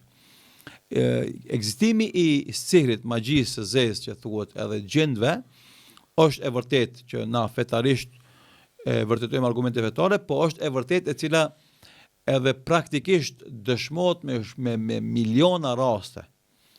Edhe kjo ndodh ku për shembull një i ri dashurohet në ten një gjindesh femën dhe ajo do thot e përmbush nevojën e vet, domethënë e pshore me atë djalë nëpërmes ndikimit që ka ose dominimit që ka te ai person. Normalisht kjo është një jetë që ka të bën me një botë jashtëzakonshme, edhe njerëzit nuk mund ta kuptojnë, mirë po kjo është e vërtetë që ndodh edhe dëshmi kemi shumë në këtë aspekt, edhe në jetë ndodh me gjininë femërore. Ka mundësi me kanë gjinia femërore në cilën dashurohet një gjend mashkull dhe domethënë për shkak dominancës që ka ndaj atij personit e shfrytëzon për ta përmbushur nevojën e tij e pshore. Këto janë të vërteta fetare, janë të vërteta reale. Normalisht islamofobët, antiislamistat mund të folin sa dush këtë në këtë aspekt, mirë po shembujt e ndryshëm që paraqiten tek hoxhallarët që merren me rukje fetare të saktë janë pa kufi, që dëshmojnë një fakt të tillë për cilën na jemi duke fol. Edhe andaj na edhe këtu porosisim domosdoshmë besimtarët e para kur të bien gjumë të bëjnë lutjet e gjumit. Duke filluar që nga leximi i Ajetul Kursis. Ajeti Kursis, leximi i dy ajeteve të fundit të surës Bakare, leximi i Ikhlasit, Felekut dhe Nasit, bërja e tesbive 33 herë subhanallahu alhamdulillah Allahu akbar dhe përfundimi me la ilaha illallah wahdahu la sharika, leximi i surës Mulk, lutjet e gjumit janë në veçantë. Është mirë domethënë që besimtarit mos i lën asnjëherë pa i thonë këto lutjet dhe këto sure kuranore që janë parapame nga pejgamberi sallallahu alaihi wasallam të thuan para se me fjet. Pastaj të bie me abdes në gjumë, pasi ta ka fal vitrin për shembull, me abdes bie në gjumë, bie në krahun e djathtë. Këto janë rrethana domethënë praktike që besimtari është mirë t'i bën për të ikë këtyre situatave të padëshirueshme ose sikletshme që i paraqiten shpesh. Nëse është i martuar, normalisht ta begaton jetën e tij intime me halallin e tij, me bashkëtorën e tij. Nëse është beqar, domethënë të përshpejton procesin e martesës së tij, besoj që këto rekomandime dhe këshilla kanë me ndihmu atë për të kaluar këtë situatë. Pyet si po thotë aty si ti heq, edhe nëse është e ëndër ai s'ka përgjegjësi apo? Normalisht s'ka përgjegjësi, po nëse i paraqet siklet, domethënë janë këto rekomandime që po s'ka kurrë fare përgjegjësi nëse ndodh një gjë e tillë. Pyetja e radhës thotë kështu: në ditën e gjykimit do i thuhet lexuesit të Kuranit, lexo dhe ngrihu. E pyetja thotë është, kjo vlen për hafizin apo edhe për lexuesin në libër që e lexon Kur'anin? Po, dietarët hadithi që kanë shëruar këtë hadith i kanë përmendur dy kategoritë. Edhe hafizin, dhe kjo është e nënkuptueshme në start, sepse iqra wartaqi lexo Kur'an dhe ngrihu në gradë të xhamatit, domthon e kanë kut në të ajit i fundit. E ka qëllimin se hafizi ka ngrit në gradat më të larta. Mirë, po pasi që s'është përmend hafizi konkretisht, po i thot shoqëruesit të Kuranit. Kështu është përmend në hadith, ka ulema që kanë thënë që çdo kush që lexon shumë Kur'an dhe jeton me Kur'an, do të ketë mundësinë që të ngritet aq sa din nga Kur'ani përmes ose aq sa ka jetuar me Kur'anin në jetën e tij të kësaj bote. Kështu që ka planuar dy kategoritë inshallah taala. Pyetja e 5 thotë kështu: këshill nga hoxha nëse ka mundësi, çish me largu frikën për udhtim. E kam një vëlla shumë keq, nuk del gati hiç prej shtëpisë. Allah ja lehtësoj inshallah. Kjo frikë, domethënë, është panik, është stres, është shqetësim alogjik. Do thotë edhe besimtari duhet me përdor disa mekanizme për ta larguar. E para, duhet me kërku ndihmën e Allahut vazhdimisht subhanahu wa taala që t'ia largon çdo shqetësim në jetën e tij. E dyta, duhet shoqërohet me njerëz që udhtojnë shumë, duke biseduar rreth udhtimit dhe do thotë lehtësimit që ka udhtimi sot. 3, duhet me luftu këtë stres, këtë vezvese, këtë cytje që i bëhet duke bërë udhtime të shkurta. Për shembull udhtim me makinë ose udhtim me autobus, por relacione të shkurta, që domethënë e ka lehtësisht mundshme ta përball atë cytja të vezvese që i bëhen. E pastaj pas faze inshallah taala arrin deri tek udhtimet e gjata. Thjesht kërkon mbrojtjen e Allahut nga ky stres, nga ky shqetësim, nga këto cytje, edhe lut Allahun që ta ndihmon për të kaluar ato. Normalisht njëra prej metodave që përmendin shkencëtarët që merren me vezveset me cytje është që në momentin që ai fillon udhtimin e tij ta defokuson mendjen nga udhtimi. Për shembull, duke lexuar ndonjë libër, duke dëgjuar ndonjë ligjërat apo ndonjë për shembull fjalim interesant, duke biseduar me bashk udhëtarin e tij, ta defokuson veten nga udhtimi. Kjo është njëra prej metodave konkrete që ndihmon. Pra këto janë disa këshilla që mendojmë se e kishin ndihmuar këtë njerëz, po më e madhja është lutja që e bën Allahut: o Allah, largoma këtë cytje, o Allah, ndihmom ta kaloj këtë shqetësim që vjen kur nis në rrugë. Kjo është besoj që më shumë të ka më ndihmuar se këtë të tjerat. Një këshill special ose kisha dashur prej te atyreve që kanë mundësi të me shku në numre, nuk shkojnë shkoku i vezvesës, frikës, çka do bën, si shkoja gjë bën. Domthon këtu neve na ndihmon edhe statistikat. Domthon statistikat flasin se udhtimi me aeroplan, Po dhe aeroplani që nuk ka rrezik më të madh se udhtimi me bicikletë. Se desha përmend automobilin sepse dikush thotë edhe me automobilin shkojë. Do të gjitha mjetet e transportit mund të jenë fatale për dikan, bile më shumë se sa aeroplani. Edhe kjo është me statistik. Viktimat prej fluturimeve me aeroplan janë shumë më pak se sa viktimat prej aksidenteve të rëndomta, domethënë, edhe me bicikletë, edhe me karrocë, kijesh që themi na dhe kuajsh, e mos flasim me automobile me autobus. Pra çka i themi na këtyre njerëzve, nuk ka logjik fetare as praktike që ti më lën një udhtim të rëndësishëm me shpërlime marramense, siç është umre apo haxhi, për shkak fikës së hipjes në aeroplan. Ka mekanizma të tjera praktike, për shembull, e merr një kokër qetësimi kur hip në aeroplan, do thotë edhe ajo qetëson, edhe të shtin gjumë, edhe padi nuk e kupton se ke udhtu. Pyetja e radhës thotë kështu. A kemi për obligim dhënien e zeqatit në raste kur kemi borxh në klapa, kredi në bank për ta paguar? Po, do thotë te mesela e zeqatit, megjithëse në Ramazan zakonisht të pyetje parashtrohen edhe besimtarët kanë vrak me dhon. Videoja mbet për Ramazanin. Jo, s'ka lidhje, edhe ka dikush edhe pas Ramazanit jep zeqat. Po mesela e borxhit, domethënë ndahet dy kategori. Borxhet akute, ato lahen, pastaj nëse ke kapital për zeqat jep zeqat.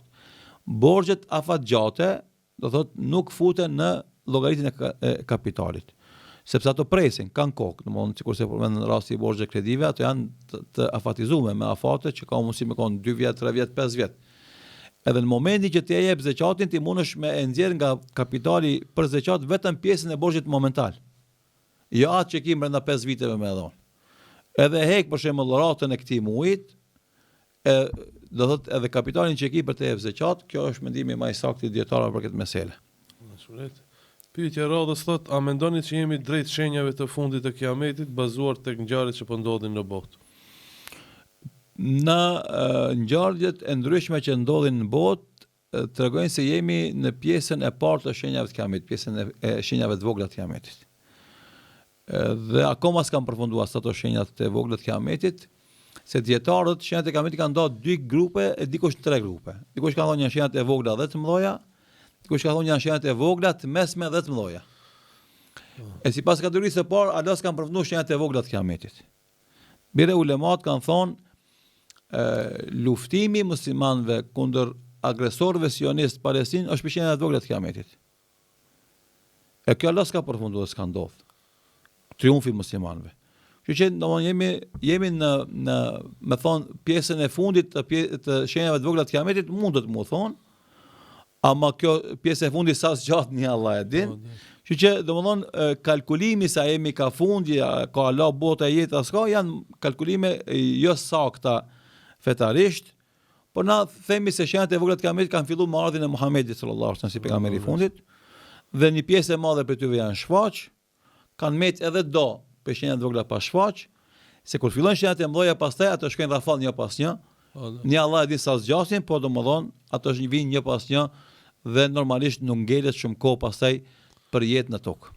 Se di ozë mu së më pëlqen kjo temë shumë, se sipas me, domethënë ne s'kena mi arrit ato shenjat. S'është më rëndësi edhe një sen, s'është më si ai arrim as arrim. Domthonë njohja në cilën fazë jemi nuk na bën kurrë farë dobije. Ama njohje e obligimeve tona ndaj Allahut të gjitha fazat është më rëndësi. Edhe kjo normalisht e ka këtë anën negative. Se pyesim për shenjat e kiametit, a nuk pyesim cilat janë obligimet tona për shembull në kohrat e krizës dhe fitnes. Edhe këtë mësim ku e marrim. Për shembull kur erdhi ai sahabiu dhe e pyeti Muhamedit sallallahu alaihi wasallam ku ndodh kiameti, çka ke përgatit? Ai nuk i dha përgjigje. Kur ka më ndodh. Po i tha çka ke përgatit për kiametin. Po. Edhe kjo ishte një lloj edukimi, mësimi që ja dha sahabët për na dha edhe neve. S'është më rëndësi kur ndodh kiameti, për mua, për ti, për kërkan. Po. Më rëndësi është çka bëjmë na për atë kiamet. Për neve kiameti është vdekja jon. Po, sikur që kanë në hadith, domthonë kiameti i vogël është procesi mesimtar vdekje e tij. Andaj ti bënu gati për vdekjen tonë, sepse kiameti ka mundësi më ndodhet 500 vjet mas për shembull. Çdo do të më don, po. Ama vdeka ka mundësi me ta nesër. Që shka të intereson kiameti që ka vakt halati, kiameti është afro çdo ditë. Kjo është një. E dyta, pejgamberi sallallahu alaihi wasallam tha, nëse ndodh kiameti dhe dikush piu e ka një filiz ndonë ta mbjell atë. Sa është më rëndësi ç'a ndodh nesër me ty sot, mushem jetën me punë të mira. Thuaj njerëzve fjalë të mira. Dëshiroj njerëzve domosdoshmë dëshira të mira. Kjo është më rëndësi sot. Ti mundesh me pas plot dëshira të mira për njerëzit e mirë, më thon shumë fjalë të mira njerëzve në përgjithësi, edhe më bëj shumë vepra të mira për ty dhe për njerëzit që ke për atë. Kjo është më rëndësi. Nesër çka ndodh, çka do që ndodh, ti je i përgatitur për atë që vjen. Pyetja radhës thotë, nëse jemi në shkollë dhe nuk kemi kohë për ta falur namazin, a bën kaza me fal të namazin e mbetur? Është pyetje që domethënë është dhënë përgjigje shumë herë, po ne respektojmë na dëshirën e këtij djali që është nxënës si duken shkollat mesme. Po dhe fakultet me qenë, po zakonisht ato që janë shkollat mesme i kanë këto probleme pak më të theksuara, nuk ka namaz kaza. Namaz me fal kohën e vet. Gjendu edhe falo. Bën një qarë. Mos bën probleme, mos bën zhurr, mos u bën nxënës i keq, po ka hapësirë, pushim me fal. Merr abdesin me kohë, hin vaktin namazit mes orës edhe orës tjetër, 3 minuta, 4 minuta është 4 rekate namaz drejt me fal ose i qenë mi fal, ki vakt më fal, e shtron jakën tonë, e shtron sejadën tonë, dhe to është ka kibla Allahu Akbar, i fal 4 rekate, pa ardh profesori në landës arshme, pa kuni fal problemi. Ka zgjidhje dhe mundësi sa dush. Shkollat tona ka mirë kuptim për profesorëve, ka mirë kuptim për detyrive, ka mirë kuptim për pastruesve në shkollave, ka mirë kuptim për nxënësve, ka plot hapësirë për ta kryer namazin pa problem. Ti nxënësi, kushdo koftaj, kur do me bëj sherr ose ndaj budallaki në shkollë, gjen 100 metoda me bë. Ato është për namazin, pas ka problem. S'ka kaza, falen vakt namazin. Alhamdulillah, pyetja e radhës thotë e kalon xhims hatmën në Ramazan thotë. Vazhdoj e tash. Alhamdulillah. Hatmet një problem që ndodh të besimtarët, hatmen e numërojnë me faqe. Hatme, shpërblimi hatmes numërohet me shkronja. S'është më rëndësi sa faqe ke lexu. Më rëndësi sa shkronja ke lexu. Normalisht me bëhat me këtë Kur'anin ke lexu më shumë shkronja, ke lexu domosdoshmë 300.000 shkronja. E sa më shumë shkronja që lexon, më shumë sevap e fiton. Ama në hatme nuk është me faqe, është me shkronja. Kështu që me pasos një hatme kishe bëu më mirë. Po se ke sos vazhdoj kë kilon, edhe përfundoj inshallah taala. Pyetja e radhës e din duket është kurthi islamofobe se para shtrejt, më thon a do janë gratë si kemi tani në xhenet virgjëreshe të smars. Jo, edhe kjo pjesa e jetës intime në xhenet është e përmendur në Kur'an, është e përmendur në hadithet e pejgamberit sallallahu alajhi wasallam, se është një preokupim i meshkujve dhe femrave, domethënë çfarë raporti do kenë ata në jetën e begatshme të jetës së mshueshme të xhenetit. Është e vërtetë domethënë se besimtarët, gratë e besimtarëve që do jenë banorë të xhenetit, ato domethënë në çdo marrëdhënie intime kanë më qenë beqaresha.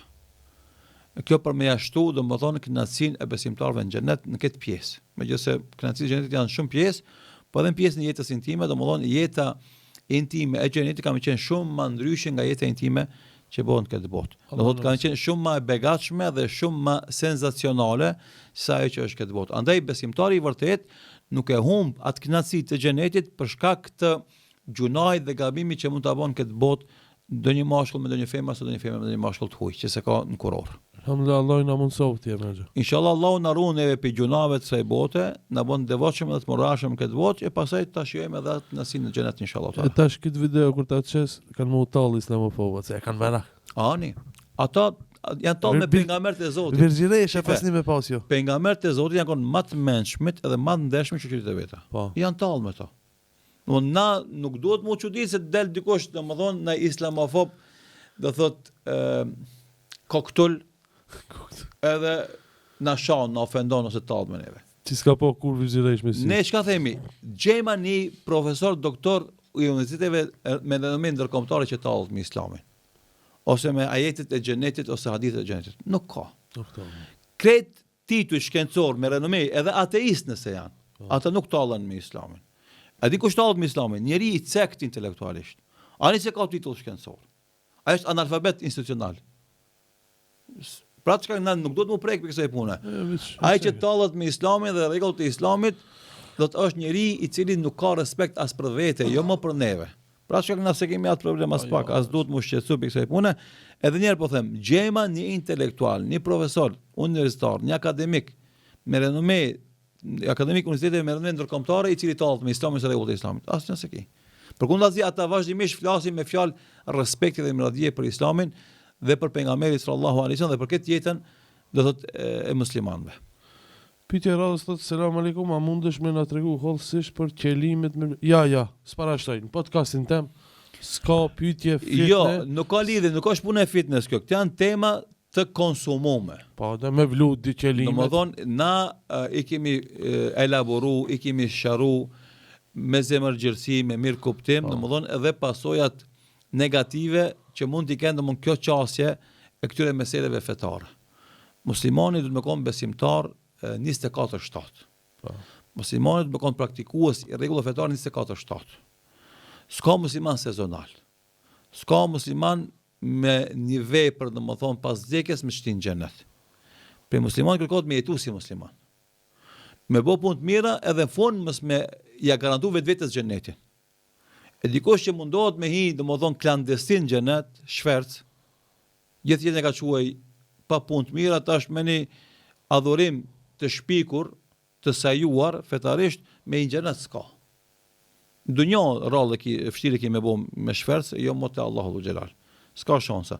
Bënu muslimani i mirë, zbatoj rregullat fetare të qarta në Kur'an dhe Sunet, do të mjaftojnë ato për me hinë xhenet inshallah. Këtë të tjerat që janë sajesa, që janë produkt njerëzor, që janë produkt i argumenteve jo të sakta fetare, që janë keq kuptime të rregullave fetare, nuk e ndihmojnë besimtar me qenë mirë me Allahun, as sa është gjallë, as pas të vdesë. Absolutisht, ne gjithmonë kena me fol kundër bidatit. Sigurisht, na domodin kena me tregu. Du me bë çështje se unë që 10-15 vet, 20 vet, unë jam xhamat, jam mësu nga Hoxha Feridi dhe nga ju, Hoxha Bekiri, që mos mu përla me familjar, për çështje apo kupton? Të meseleve fetare. Meseleve fetare. Gjithashtu ne insistojmë domodin që këto debatin për këto mesele mos më shndruan në zënka personale. Po, do. Mirëpo gjithashtu insistojmë që domodin me kuptu fen sakt fetarisht. E para dhe dyta mos me leju asnjë mesele me dëmtu bazën e fesë. Qoftë ajo tauhidi, qoftë ai raporti me Allahun nëpërmes namazit dhe adhurimeve të tjera. Tu s'ka kompromis. Na duhet me kuptu një gjë. Besimtari i mirë është ai i cili nënshtrohet Islamit tërësisht. Nuk përzgjedh nga Islami diçka e të lën diçka tjetër. Tjetër është pa pipa mundësisë. Po flas tentativa për shembull për ta amnestuar njëri që sfar gjatë gjithë jetës e ta shtin xhenet me një qelime. Apo me një mevlut. Kështu s'ka. Jo, do shta me thonë që nuk du me i bon podcast tema këto çështje. Me vludi, qelimet, tekfiri, ajkit, që janë mrena muslimanve, kush do mu qëru, e keni hoxhallah në për xhamie. A tema me i bon video, fitne nërmës. Jo, domethënë na edhe kur na parashtrojnë neve si pyetje, na nuk i shndrojmë në mejdan beteje. Po thjesht domethënë na sharrim urtësinë e Islamit kur kërkon ti ne shtrohemi urdhnave të Zotit. Edhe urtësinë e Islamit kur i lufton sajesat, bidatet. Këtë do të me kuptu se cili musliman. Ajo me bo mejdan beteje, domethënë edhe konflikti. Na do të këshillohemi mes veti, do të debatojmë me fakte argumente, jo të luftojmë njëri tjetrin. Se normalisht armiqt kryesorët e Islamit nuk janë muslimanë. Sidomos nuk janë muslimanë e devotshëm dhe ignorant. Ata do të më mësu. Ama nuk do të më kontestu devotshmërinë e tyre. Absolutisht.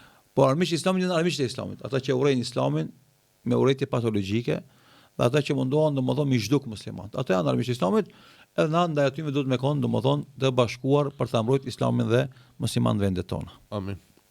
Pyetja jemi ka fundi, vetëm pak selam aleikum hoç, Allahu ju shpërbleft. Çka kemi drejt ndaj një borxhliu që nuk interesohet për ta kthyer borxhin, vetëm nxjerr arsye kot e kot. Borgji, nuk e di a din besimtar që përcjellin emisionet tona, ajeti më i madh Kur'an është ajeti i borxhit. Edhe pranimi e 400 viteve kur s'ka pas letër dhe laps, Allahu ka kërkuar në Kur'an që kur të jepet borxh apo kur të merret borxh të regjistrohet edhe të ketë dëshmitar për dhënien dhe marrjen e borxhit. A kupton? Domethënë e para domethënë kur të japësh borxh, kur të marrësh borxh shkruaje. E dyta kur të japësh borxh, kur të marrësh borxh, merr dëshmitar. E treta, kur javësh borxh, kur marrësh borxh, cakto afate. Edhe kjo është mekanizmi e parë që të mbron domosdoshmë nga ikja për përgjegjësisë të borxhliut. E dyta, i këshillojmë borxhlit, nëse ka ardha fati me kthi borxhin dhe ti s'ke arrit me mbledh parët, shko te borxhdhënësi, kërko falje për vonesë dhe kërko fatëri. Kjo është më burnore dhe më e ndershme se sa me ik. Se në momentin që ti ik, e thën marrveshjen edhe hub besimin. Edhe ti mund bosh problem për borxhdhënësin, po edhe për shoqërinë. Edhe bin që këta borxhli që nuk arrin me kthi borxhin vakt, edhe i ikin pastaj ballafaqimet me borxhdhënësin, edhe hub besimit e këtë njerëzit. Edhe kur vjen një borxhli që ka një rast shumë specifik, shumë emergjent, li borxh dikush, ai ka mundësi me ndihmu, po se ndihmon. Pse? Se thotë mbot si ai pari. Edhe është e vërtet, na kemi domethënë informata për shumë njerëzve që hapin borxhe, na thënë Evo Hoxh me ta çel fletorën e borxhit që kam dhënë me 100.000 euro. Më pa thonë para disa muajve një shok, ta është 300.000 euro për me ka njerëzit borxhe. Ai nuk është biznesmen i madh. 300.000 euro thotë. Ku i mbledhin atë portë mia? E tash Thuti se banka po që vetë ai për shembull me kënaq atë pasurinë e vet, tjerët ja kanë marr, i kanë kryer nevojat e veta, kanë bërë qefet e veta dhe në momentin që dosh me kthy borxhin ai hupet këtë. Edhe bin këta njerëz që domon humb besimin e njerëzit, edhe ata u bëjnë dëm edhe shumë rasteve që kanë nevojë reale, emergjente, edhe ai që ka parë se ndihmon se frigat se edhe ky ka mos si rasti i parë i tjetër kështu me radhë. Andaj ne i themi borxhliut në momentin që merr borxh vendose në zemrën tonë dhe lutë Allahun që të ndihmojë me kthi borxhin. E para, e dyta, nali këtë qefet tuja dhe këtë kapitali që të vjen mbledhe për të la borxhin. Bile ule standardin tanë. Shkon minimum. Se çka ndodh, për shembull, kiti borxha, shifën rastet. Ka borxha deri në fut, qefet silen, sallanatë silen. Do thot i ndron mobilet e shtëpisë, e ndron kerin, e ndron saatin, e ndron telefonin, aknina ka borxhe. Edhe ai që të ka dhënë borxhe shef se ti po harxhon parë për qefe, aktu se lën borxhin. Andaj jo me i lën ndryshimet është po me rast standardin në minimum, që ti atë parë që të vinë me mbledh për me la borxhin. E treta, nëse ndodh që ti s'ka arrit me mbledh parët, shko te borxhliu, kërko fatëri. Edhe pastaj domodin kërkon ndihmë për njerëzve që ke përreth me të ndihmu me la borxhin, që mos më shku te Allahu me borxh të huaj. Se njerëzve u falen gjunaat nga Allahu xhalal, ama gjunaat gabimet e njerëzve nuk u falen. Andaj borxhin që ke ndaj njeriu nuk të falet nëse sa fal sa von halal borxhliu, borxhdhënësi. Bile pejgamberi sallallahu alaihi wasallam ka thonë shahidit i falet çdo gjuna përveç borxhit. Subhanallah. Domethënë parando shahid ka dhënë jetë për Allah, ama borxhin që e ka ndaj dikujt Allahu s'ia fal. Derisa nuk ka fal ai që ka dhënë borxhin. Është gabim i madh, është gjuna i madh, edhe është sjellje shumë e keqe që po ndodh fatkeqësisht kohëve të fundit ku njerëzit me shumë guxim dhe shumë entuziazëm marrin borxh, ama as se kanë jetë, as kanë vullnet me kthin kohën e vet, po me kthi hiç bilëm. Dhe ai njeri dhe t'ja mendon vetë, se nëse vdes në atë gjendje, vdes me një obligim të madh karshi njerëzve, edhe në ditën e llogarisë ka me pagujt atë borxh me sevapet e veta. Ose nëse s'ka sevape ka me marr gjunaat atij që ja ka marr parët e se ka kthy. Andaj ta menoje këtë situatë, se jetës nuk i dihet. A kemi jetu ti deri nesër dhe mas nesër jo. Kjo është e katërt ose e pestë, e fundit mendoja ti me lon fëmijës tan borxhin trashëgimi. Fëmija jot djalë jot i ri, i papjekt, 15 vjet, 16 vjet hala sa ka nis jetën me jetu me borxhet e babës. Edhe mi ardh borxhdhënësit të shtëpia me ali borxhin e babës.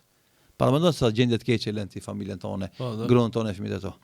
Andaj mendoj këto gjëra edhe ose mos sabër mos merr borxh, ose nëse merr borxh, mendoje edhe lutë Allahun vazhdimisht që të ndihmojë me kthy borxhin, se pejgamberi sallallahu alaihi wasallam thotë kushdo që merr borxh i vendoset me kthy borxhin dhe lutë Allahun me ndihmu, Allahu ka me ndihmu me kthy borxhin inshallah taala. Allah të shpërblet ishte kënaqësi me të pas si mysafir të parë të sezonit dytë. Allah e shpërblet edhe. Allah i dashnet edhe bereqet e imër, mendoj se shumë kena forcë ose i na lodh, s'kena që kam shtu më shumë. Allah inshallah është i kënaqur me ne, me punën tonë, Allah i na i fal gabimet dhe maksit tona. Allahu na bën çast xherit inshallah dhe dryt sherit. Allahu na jep urtësinë artikulimet tona, bëjmë sebeb për udhëzimin e popullit tonë inshallah taala. Amin, amin. Shkues të ndruar, ky pra ishte emisioni i parë i sezonit dytë ku e patëm nderin me e pas hoxhën ton Beker Efendi Halimi.